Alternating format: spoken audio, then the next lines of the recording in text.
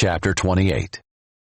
David assembled all the leaders of Israel in Jerusalem, the leaders of the tribes, the leaders of the divisions in the king's service, the commanders of thousands and the commanders of hundreds, and the officials in charge of all the property and cattle of the king and his sons, along with the court officials, the fighting men, and all the best soldiers. Then King David rose to his feet and said, "Listen to me, my brothers and my people. It was in my heart to build a house as a resting place for the ark of the Lord's covenant, and as a footstool for our God. I had made preparations to build, but God said to me, 'You are not to build a house for my name, because you are a man of war and have shed blood.' Yet the Lord God of Israel chose me out of all my father's family to be king over Israel forever.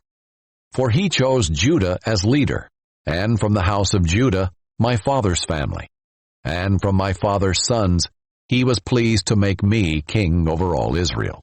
And out of all my sons, for the Lord has given me many sons, he has chosen my son Solomon to sit on the throne of the Lord's kingdom over Israel.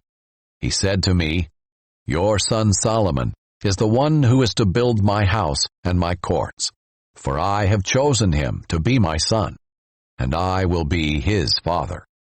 I will establish his kingdom forever, if he perseveres in keeping my commands and my ordinances, as he is doing today.' So now, in the sight of all Israel, the assembly of the Lord, and in the hearing of our God, observe and follow all the commands of the Lord your God, so that you may possess this good land, and leave it as an inheritance to your descendants forever. As for you, Solomon, my son, know the God of your father, and serve him wholeheartedly, and with a willing mind. For the Lord searches every heart, and understands the intentions of every thought. If you seek him, he will be found by you. But if you abandon him, he will reject you forever. Realize now that the Lord has chosen you to build a house for the sanctuary. Be strong and do it." Then David gave his son Solomon the plans for the portico of the temple, and its buildings, treasuries, upstairs rooms, inner rooms, and a room for the mercy seat. The plans contained everything he had in mind for the courts of the Lord's house, all the surrounding chambers, the treasuries of God's house, and the treasuries for what is dedicated.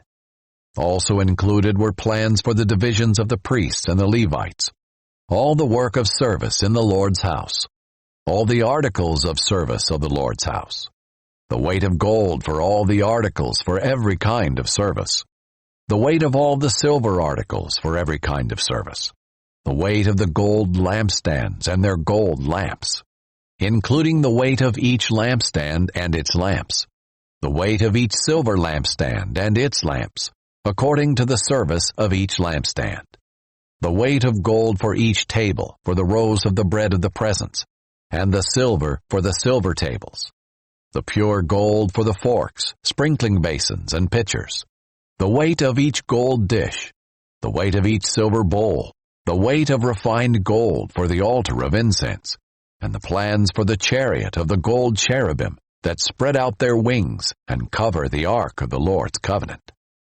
David concluded, "By the Lord's hand on me, he enabled me to understand everything in writing, all the details of the plan." Then David said to his son Solomon, "Be strong and courageous, and do the work. Don't be afraid or discouraged, for the Lord God, my God, is with you. He won't leave you or abandon you until all the work for the service of the Lord's house is finished. Here are the divisions of the priests and the Levites for all the service of God's house. Every willing person of any skill will be at your disposal for the work, and the leaders and all the people are at your every command.